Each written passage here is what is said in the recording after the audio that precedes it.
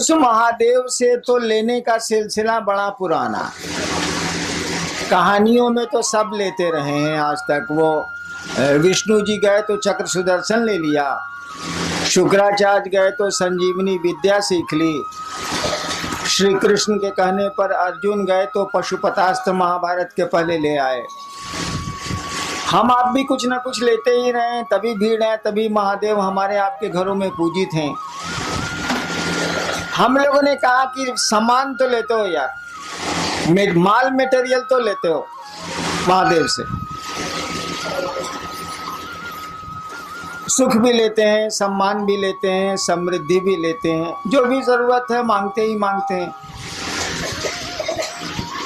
लेकिन जरा सोचिए, अगर अक्ल नहीं रहे तो क्या होगा, बुद्धि नहीं रहे तो क्या होगा, ज्ञान नहीं रहे तो क्या होगा। मोतिहारिये के नु खिस्सा, एगो कौआ चढ़ गई सीढ़ी से छत पर, बपुआ कहला से बेटा से तेरे सीढ़ियां हटा दे रे, सार उतरिहन कैसे।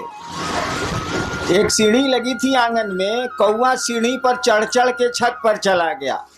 बापा बोला कि रे बेटा, बेटा को रे बउआ सीढ़ियां हटाओ, इस सार छत पर से कौआ उतरिहन कैसे साले। ऐसे तो काम ना चली, कौआ के तो पाँख खोला बाबू, उड़ जाई, सीढ़ी लगाओ चाहे मौत लगाओ। हम लोगों ने कहा कि शिव से आप दान तो लेते हैं, शिव से आप बहुत कुछ मांगते हैं, कुछ न कुछ मिलता ही मिलता। देने का अधिकार भी उनको जितना है, देने की शक्ति भी उनको जितनी है, विश्व में, वर्ल्ड में, संसार में, इस त्रिभुवन में किसी को नहीं है, क्योंकि ईश्वर का नाम है शिव, ईश्वर का नाम है महादेव। हम लोगों ने कहा कि दान तो तुम मांगते हो, ज्ञान का नहीं मांगते हो बउआ। दान तो हम लोग मांगते हैं, ज्ञान काहे नहीं मांगते हैं। ज्ञानमा भी मांग लीजिए तो उस दान का बढ़िया से बढ़िया उपयोग कर सकिएगा। रावण मांगा था दान, क्या मांगा था, त्रैलोक्य की शक्ति। नियम है, शक्ति में छिपा हुआ सम्मान होता, इज्जत होती है। आपके पास पैसे की शक्ति बहुत ज्यादा है तो जगत में आपको सम्मान मिलेगा, सुविधा मिलेगी। आपके पास राजनीति की शक्ति बहुत ज्यादा है तो आपको सम्मान, सुख मिलेगा। सामान्य नियम यही है। आपके पास सुंदरता की शक्ति बहुत ज्यादा है तो भी मिलेगा। बहुत सी महिलाएं विश्व में हुई हैं जिसके चलते तख्त डोला है, राजा डोले हैं, शासन डोला है। देखिए, सुंदरता की शक्ति है, हालांकि उसकी नहीं है, उसको किसी ने दी है। कोई आदमी सुंदर पैदा हो गया, कोई आदमी कुरूप पैदा हो गया, इसमें उसका कोई दोष नहीं है, किसी ने दे दिया। तो कुरूपता दे दी हो या सुंदरता दे दी हो, उसमें उस आदमी की कोई खूबी नहीं है, कोई उसकी योग्यता नहीं है। तो रावण भी मांगने गया था पावर, जानता था कि पावर में इज्जत है, सम्मान है, शक्ति मांगी थी उसने, त्रिलोक की शक्ति, यानी तीनों जो कहानी है, सच है क्या झूठ हमको नहीं मालूम, तीनों जो है जो लोक हैं उसकी शक्ति मांगी थी, यानी देवताओं से भी अपने को ऊपर कर लिया था उसने। देवता भी लोक में ही आते हैं, ऐसा नहीं है कि देवताओं की डिग्री महादेव के बराबर है, वो लोग, उन लोगों का भी लोक होता, वो लोग हमारे आपके नियमों से ही चलते हैं। त्रैलोक की शक्ति तो मांग ली, लेकिन शक्ति को संचालित करने का ज्ञान नहीं मांगा। आपने बंदूक तो सरकार से मांग ली, लेकिन बंदूक चलती कैसे है ये आपने सीखा ही नहीं सरकार से। सीख तो लीजिए भाई साहब, नहीं तो बहुत खतरनाक होगी वो बंदूक, क्योंकि उसमें शक्ति है। शक्ति में अगर ज्ञान नहीं होगा ना तो बहुत गड़बड़ हो जाएगा। हम में आप में भी शक्ति है, हम लोग बोल रहे हैं शक्ति है हम लोग के पास। मामूली काम हम लोग नहीं करते हैं, दुनिया की बहुत आधी से ज्यादा चीजें तो हम लोगों ने बना ली हैं। क्या नहीं बनाया हम लोगों ने, ठीक है, हम लोगों को किसी दूसरे ने बनाया, लेकिन हम लोगों ने भी बहुत कुछ बना लिया, कम नहीं बनाया है और बना रहे हैं। हम लोगों के साथ दिक्कत है कि हम लोगों को दूसरा कोई बनाता है और दूसरा कोई ले जाता है। दूसरे की इच्छा से आते हैं और दूसरे की इच्छा से चले जाते हैं, बीच में समझते हैं कि अपनी इच्छा से हैं। इसी को कहते हैं अज्ञान, इसी को कहते हैं बुद्धि नहीं होना। आप आते हैं दूसरी की इच्छा से, माँ बाप की इच्छा से आप नहीं आते, वो माध्यम है। कि बहुत माँ बाप हैं जो निसंतान है, और मेरे यहाँ अक्सर लोग आते हैं कि हमको बेटा नहीं है या 5 को बेटी है, को बेटा चाहिए। इसका माने उनके फैक्ट्री में दम नहीं है, वो माध्यम हो सकते हैं, ताकत उनको नहीं है। यानी हम लोग दूसरे की इच्छा से आते हैं जो दिखता नहीं है। जनरेटर चलाओ।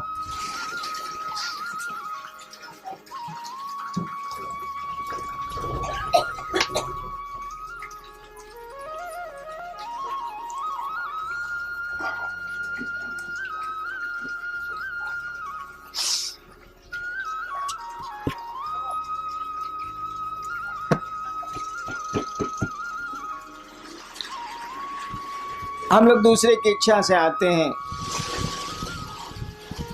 जो हमारी आपकी आंखों से नहीं दिखता है, अपनी इच्छा से रहते भी नहीं। अक्सर लोग चाहते हैं, करीब करीब सभी लोग चाहते हैं रहना, रहते कहाँ है, हम लोग के पूर्वज चले गए। तो आना दूसरे के हाथ में है, जाना दूसरे के हाथ में है। बीच में ऐसा लगता है कि बहुत कुछ हम लोगों के हाथ में है, ऐसा है नहीं, लेकिन लगता है तो लगता है। भ्रम ही सही, तो भ्रम भी आप में हमें संवेदना उत्पन्न करते हैं, प्रतिक्रिया उत्पन्न करते हैं, परिणाम उत्पन्न करते हैं। हम लोगों ने कहा लोगों को कि भैया महादेव से तो लेते ही लेते हो, लो यार कौन रोकता है, और उतना दे भी कौन सकता है जो दूसरे के पास जाओगे, लो जरूर लो। लोगों ने लिया है, हम आप क्यों दूबर रहे, हम आप क्यों कमजोर रहे। लेकिन ज्ञान भी लो नहीं यार, ज्ञान क्यों नहीं लेते हो? ज्ञान लोगे तो बहुत मामूली सी चीज से भी तुम बहुत बड़ा काम कर लोगे। हम लोग देहात में वो कहावत है ना कि गांव में एगो होशियार रही तो कमा खा के जिए ली, 5 गो बुड़बक ओकरा भेटा के चाहिए। तो ज्ञान का ये महत्व है। दिक्कत क्या है? दान तो बंटवारा में आप ले सकते हैं, जैसे महादेव को आप बाबा कहते हैं, बाबा की संपत्ति में आपका अधिकार है।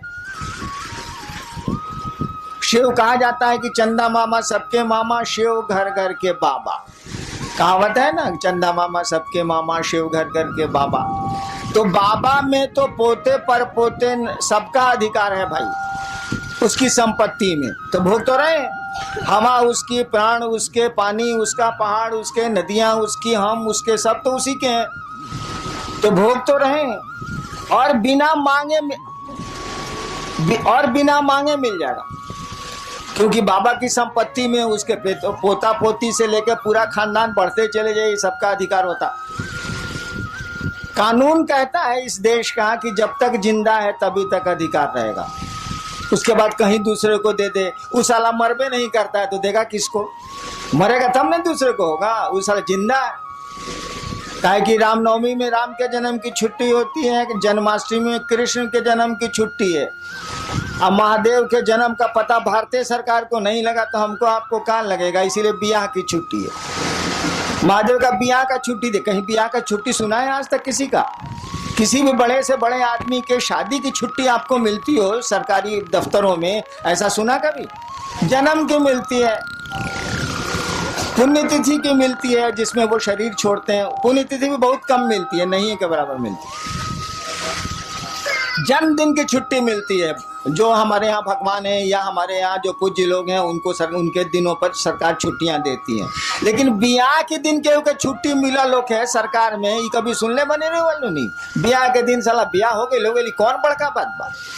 लेकिन महादेव के छुट्टी मिलेला महाशिवरात्रि, वो ब्याह के दिन मिलेला। काहे कि साले सरकार कमबख्त सरकार को ही नहीं पता, हमको आपको क्या इतनी बड़ी हस्ती को नहीं पता है कि पैदा कब हुआ था। और जब पैदा ही नहीं हुआ था ये मालूम नहीं है तो मरेगा ही नहीं साला।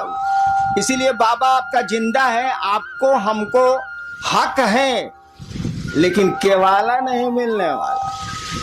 केवाला तो उसी के नाम से है।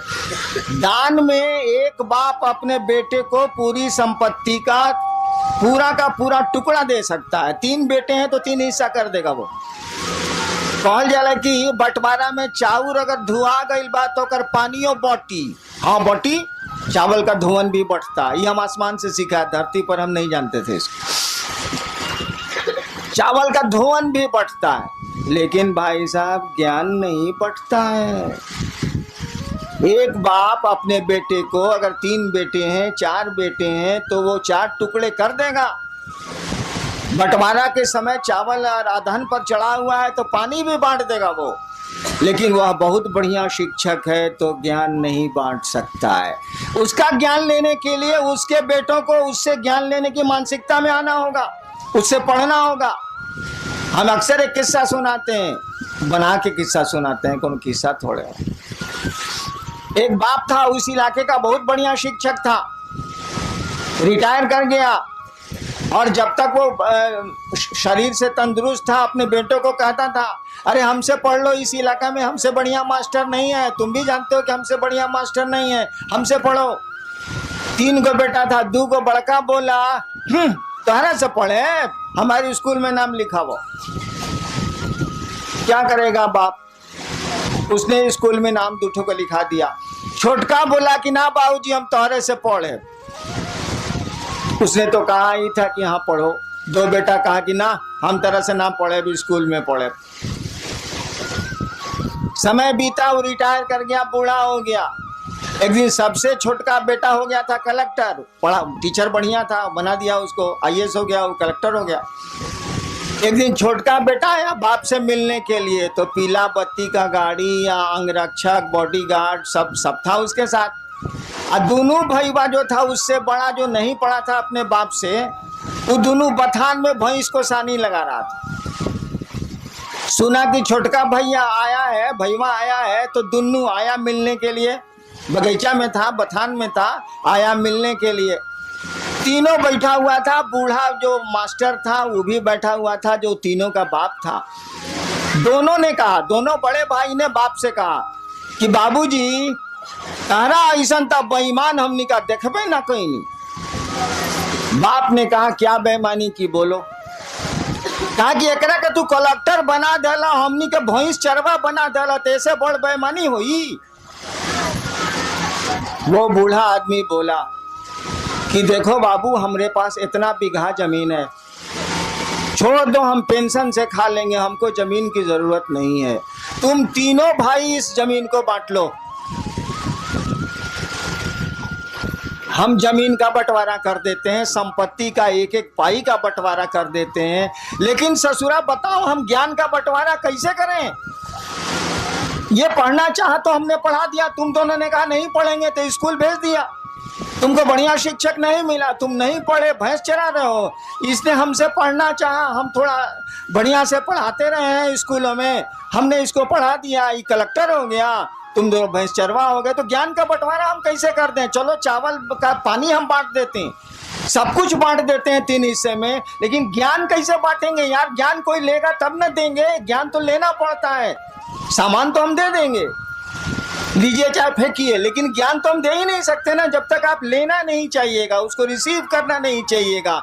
हम लोगों ने कहा महादेव से दान लेते हैं, ज्ञान कहीं नहीं लेते हैं भाई साहब। ज्ञान लेने के लिए आपको उस महादेव का चेला बनना होगा, शिष्य बनना होगा।